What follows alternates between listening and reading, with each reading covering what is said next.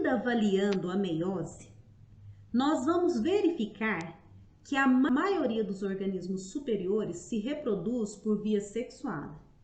E esse processo consiste de dois acontecimentos específicos principais: a gametogênese e a fertilização. Quando nós falamos de gametogênese, gênese está relacionado com formação. E nesse caso, gametogênese é o processo de formação de gametas. A fertilização já é o processo de fusão, ou seja, a penetração do gameta masculino no feminino, no óvulo, e essa fusão vai dar origem a uma célula que nós chamamos de zigoto. Só que quando nós avaliamos nos vegetais, nas plantas superiores, o processo começa nos órgãos reprodutores, masculino na antera e o feminino no ovário. Aqui nós temos um corte de uma flor hermafrodita que tem nela os dois aparelhos reprodutivos, o masculino e o feminino, para que nós possamos identificá-los. Do lado de cá, nós temos o androceu, que é o conjunto das peças masculinas dessa flor. Ele é formado pelo estame, que por sua vez é formado pela antera e pelo filete. Do lado de cá, nós temos o gineceu. Esse é o conjunto de peças femininas dessa flor, que é formado pelo pistilo.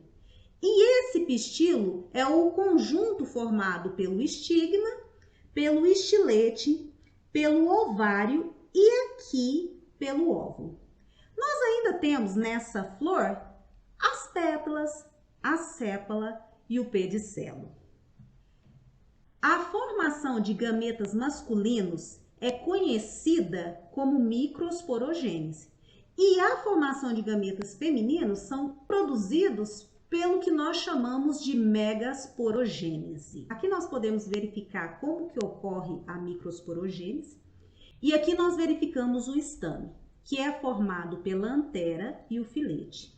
Na antera nós temos os microsporângios, que é por meio deles que são formados os gametófitos masculinos, que são os grãos de pólen.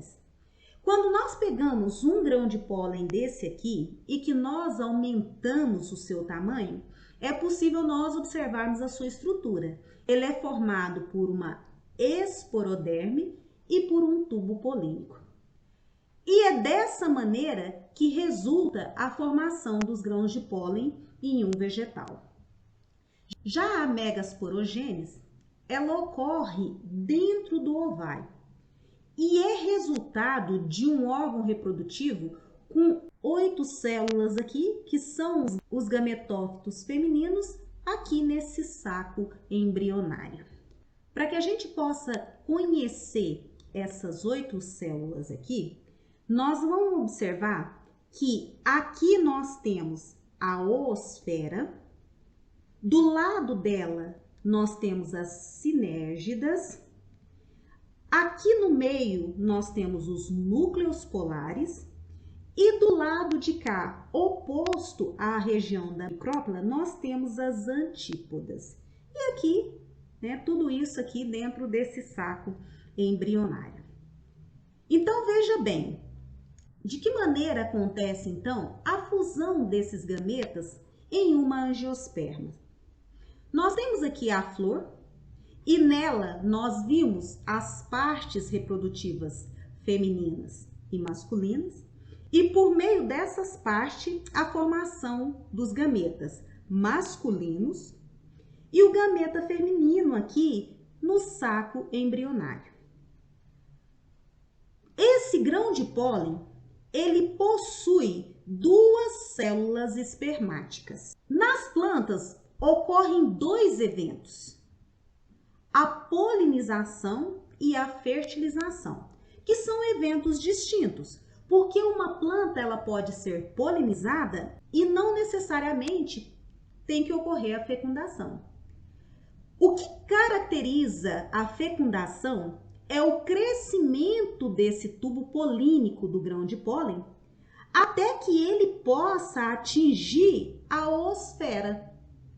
Quando isso isso acontece, automaticamente, esse grão de pólen, ele deposita no saco embrionário essas duas células espermáticas. O resultado, então, desse depósito dessas células espermáticas no saco embrionário vai ser o seguinte: uma dessas células vai se fundir com a oosfera e essa fusão vai dar origem ao zigoto e o embrião vai se formar a partir desse zigoto e essa fusão vai dar origem a uma célula 2M. A outra célula espermática vai se fundir com os núcleos polares e aí nós vamos ter um material 3N.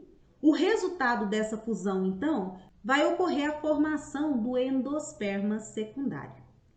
E aí nós temos a estrutura, que é a semente. A partir dessa semente, nós vamos ter aí uma planta que vai se formar dessa fusão desses gametas. O vegetal, sem dúvida nenhuma, é um organismo fantástico quando nós analisamos o seu sistema reprodutivo.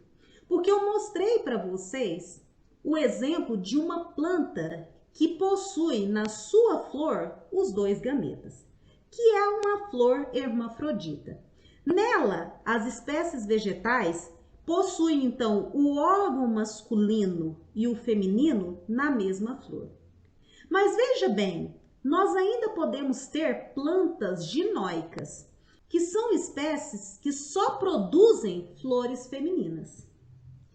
Nas plantas dioicas, nós vamos ver que as espécies, em cada indivíduo, nós temos um sexo, só que nós ainda temos aquelas plantas que são consideradas monóicas, que são espécies que produzem flores masculinas e femininas separadas, porém, elas estão no mesmo indivíduo.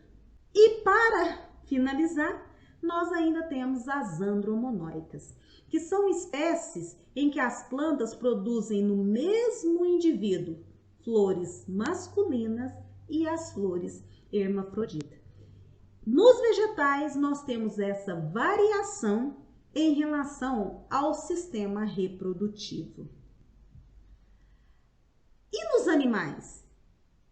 O que nós temos de diferente? Nós vamos verificar, então, que a gametogênese nos animais do sexo masculino ocorre pela formação da espermatogênese, que é a produção dos espermatozoides.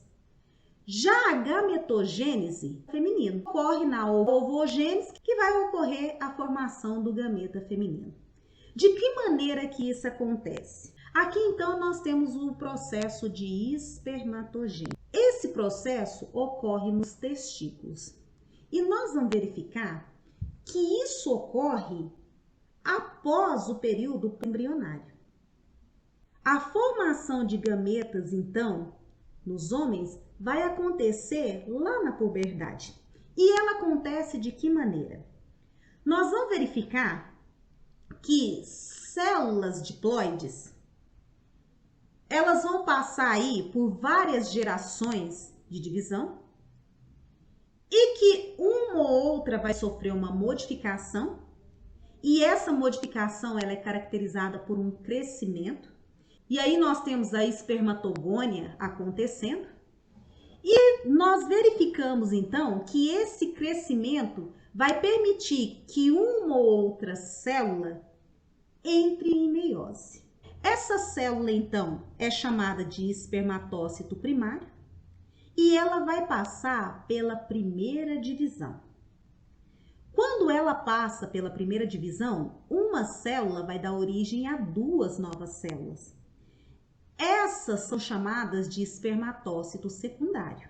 Os espermatócitos secundários, então, entram na segunda divisão. E ao finalizar, nós vamos observar a presença de 4 novas células. Que essas células ainda se mantêm ligadas aqui a espermátides por meio de pontes citoplasmáticas. E só depois que ocorre a liberação, a quebra dessas pontes citoplasmáticas, é que nós vamos observar a presença do gameta masculino, os espermatozoides. E eles estão aqui para que nós possamos visualizá-los. Ovocitogênese.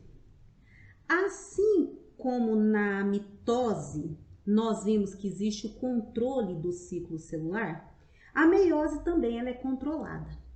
E aqui, esse controle, ele também vai ocorrer por um fator promotor. Só que agora, um fator promotor de maturação, que também é chamado de MPF. Nós verificamos que, ao contrário da espermatogênese, que ocorre após o período embrionário, a ovocitogênese, ela inicia na fase embrionária. As ovogônias, elas aparecem aos 20 dias após a fecundação. E elas se transformam nesse período em ovócito primário. A meiose de ovócito, ela é regulada em 2 únicos pontos específicos. Um vai ocorrer lá em prófase, especificamente em diplótico, porque nós observamos que esse ovócito primário, ele entra no mecanismo de divisão, só que esse mecanismo, ele para em diplótico, que é uma das fases de prófase.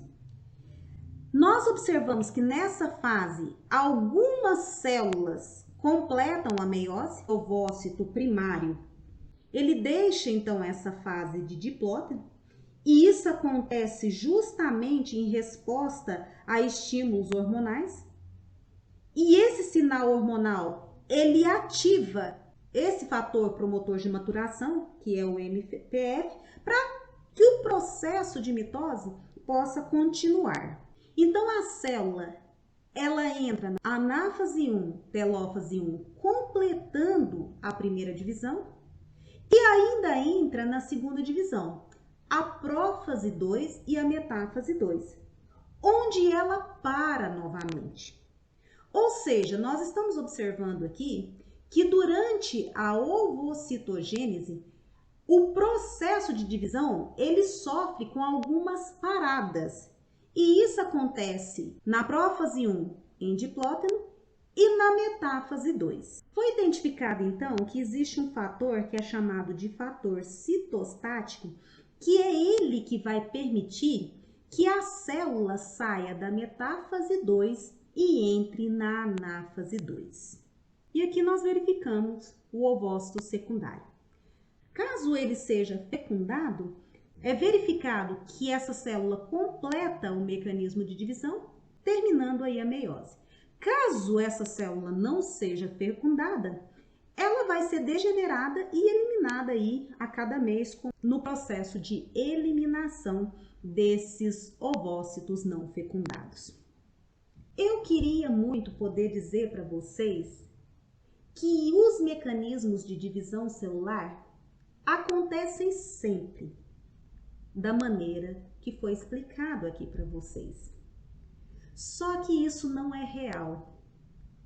Durante os mecanismos de divisão celular, pode acontecer o que nós chamamos de acidentes citológicos. E quando eles acontecem, nós temos como resultado disso diversas doenças que nós vamos conhecer posteriormente. Mas que tipo de acidente citológico pode acontecer? Aqui nós temos alguns exemplos. Aqui nós verificamos que durante a anáfase 1, o encurtamento das fibras de fuso pode acontecer de maneira diferente. E uma fibra de fuso encurtar mais lentamente do que as outras. Esse encurtamento mais lentamente vai provocar o que nós chamamos de cromossomo com movimento retardado. Nós sabemos que à medida que esses cromossomos eles chegam nas regiões polares, a telófase 1 ela prossegue. E qual é o procedimento? É formar a membrana nuclear ao redor desses cromossomos que chegaram aqui. Esse esse cromossomo que ficou para trás, ele também vai ser envolvido por uma membrana. Só que nesse caso aqui, como ele é um elemento menor, formado aí apenas por um cromossomo, essa estrutura é reconhecida dentro da célula como um micronúcleo, ou seja, um núcleo menor. O que isso acarreta, geneticamente falando? Nós vamos verificar então que essa célula que vai se formar com esse material que chegou aqui, ela vai possuir menos um cromossomo, enquanto essa célula aqui, ela é normal. Um outro processo que nós podemos verificar é o que nós chamamos de não disjunção dos homólogos. Nesse caso aqui, o que deveria acontecer durante a anáfase 1 era a separação desses cromossomos homólogos. Um deveria subir, o outro deveria descer. No entanto, eles seguem para a mesma região polar. O resultado disso vai ser o quê? Essa célula aqui, ela vai ter um cromossomo a mais, enquanto essa vai ter um cromossomo a menos.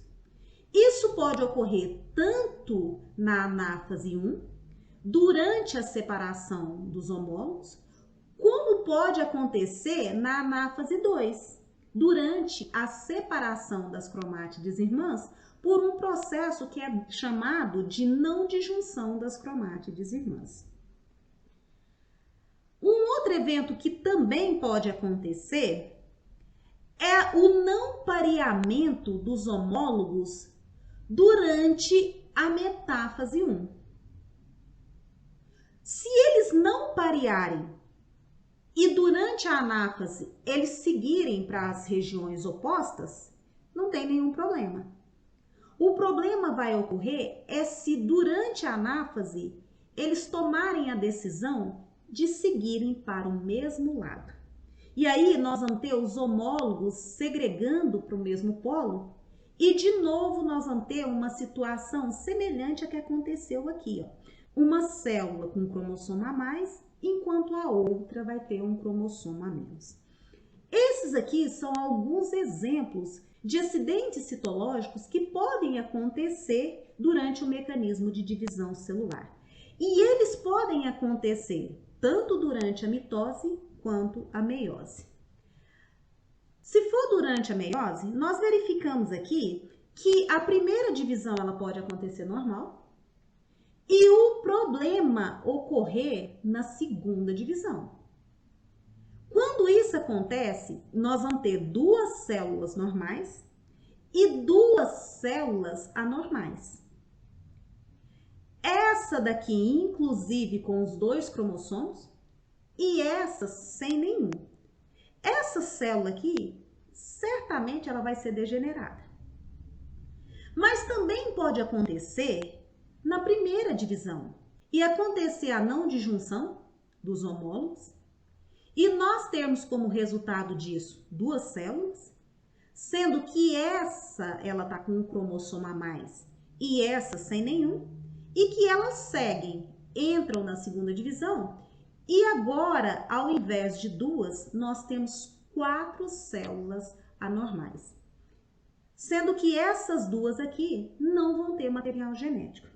Isso para mostrar para vocês que se o evento acontece na meiose 1, nós não temos chance nenhuma de ter células normais. Se ele acontecer na meiose 2, nós ainda temos a chance de ter 2 células normais. Gostaria de mostrar para vocês como que isso é visto em uma célula.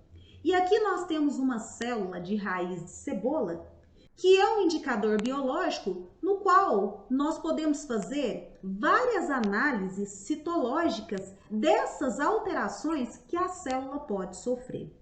Só que quando nós olhamos essa célula aqui, nós podemos identificar as diferentes fases da mitose. Por exemplo, nós temos aqui uma prófase, aqui nós temos uma anáfase, Aqui nós temos uma intérfase, uma metáfase muito clara aqui. Olha só essa telófase. É claro que a experiência de quem está analisando vai permitir que essa identificação fique mais fácil. Mas isso daqui é só para nós observarmos os eventos de divisão que normalmente estão acontecendo sem nenhum problema. Quem dera fosse sempre assim. É possível nós identificarmos alguns problemas. Por exemplo, nós temos uma célula normal aqui, em intérfase. Já aqui, nós temos uma célula também em intérfase, mas claramente o que nós observamos aqui é a presença de um micronúcleo.